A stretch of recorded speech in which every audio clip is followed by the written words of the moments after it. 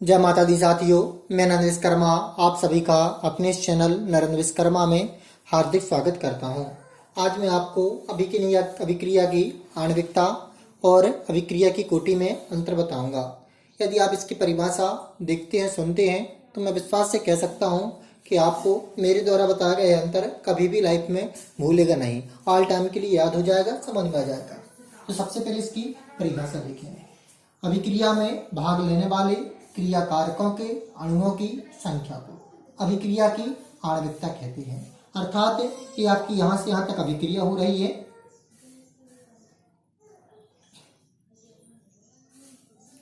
ये अभिक्रिया में एक क्रिया कारक है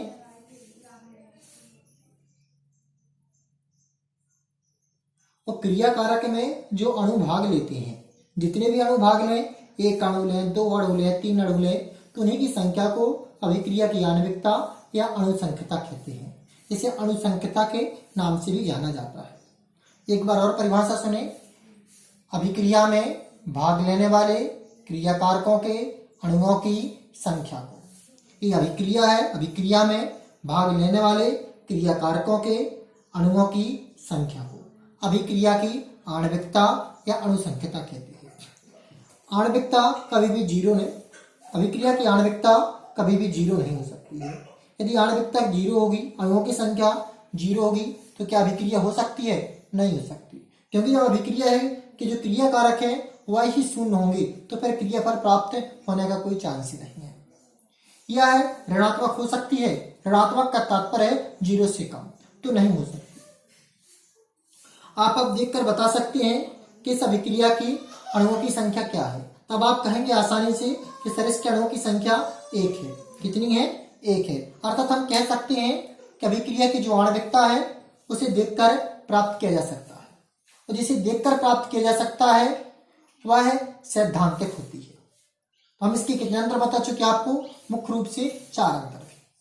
पहले अंतर परिभाषा, अभिक्रिया में भाग लेने वाले क्रिया कारकों के अणुओं की संख्या को अभिक्रिया की आणविकता या अणुसंख्यता कहते हैं।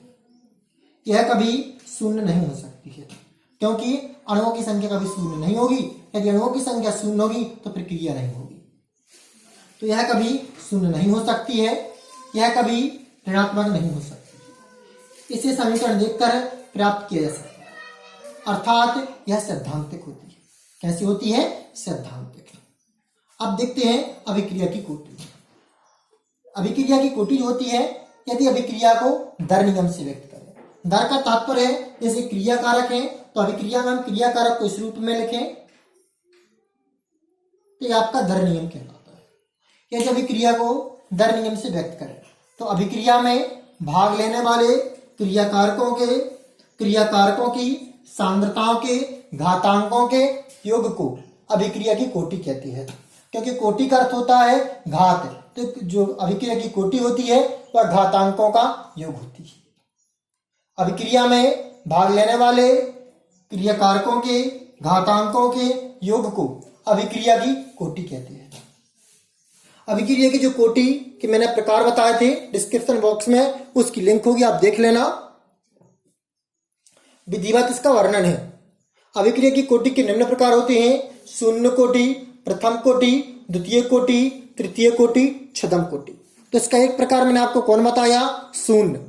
तो यह शून्य हो सकती है और यह शून्य नहीं हो सकती है।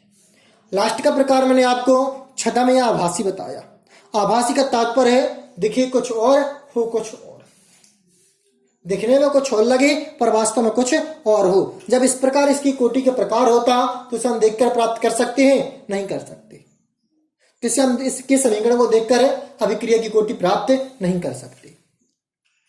और अभिक्रिया की कोटि का जो इसका शून्य हो सकती है और ऋणात्मक हो सकती है। तो इसके मुख्य 4 अंतर थे।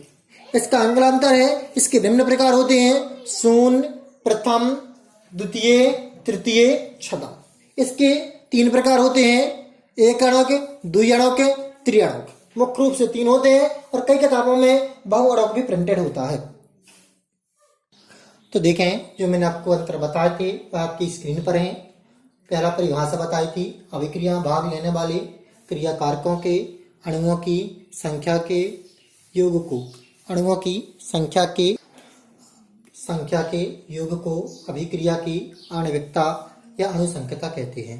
अभिक्रिया की कोटि की परिभाषा, यदि अभिक्रिया को दर नियम से व्यक्त करें तो अभिक्रिया में भाग लेने वाले क्रियाकारकों की सांद्रताओं के घातांकों के योग को अभिक्रिया की कोटि कहते हैं। यह शून्य नहीं हो सकती है, यह शून्य हो सकती है। यह ऋणात्मक नहीं हो सकती है, यह ऋणात्मक हो सकती है। क्यों हो सकती है, कारण मैं पहले समझा चुका हूँ। इसे समीकरण देखकर प्राप्त किया जा सकता है, इसे समीकरण देखकर प्राप्त नहीं किया जा सकता है। या तो आप इस पॉइंट को लिख दें या फिर लिख दें इसका मान सैद्धांतिक होता है, इसका मान प्रायोगिक होता है। दोनों एक ही है, क्योंकि समीकरण देखकर प्राप्त करना सैद्धांतिक कहलाता है और प्रयोग के द्वारा से ज्ञात करना प्रायोगिक कहलाता है। ये आपका नया पॉइंट लिखा है मैंने। यह अभिक्रिया में भाग लेने वाले अणुओं की संख्या के सदैव बराबर होती है। अर्थात जितने अणु इसमें भाग लेंगे, जैसे हमने अभिक्रिया करी तो इसमें एक अणु भाग लिया तो इसकी अभिक्रिया की आणविकता 1 होगी। यह अभिक्रिया में भाग लेने वाले अणुओं की संख्या के सदैव बराबर नहीं होती है, क्योंकि इसके एक शून्य कोटि का प्रकार होता है, एक छद्म कोटि का प्रकार होता है, तो कुछ भी हो सकती है। जय माता दी, शांति।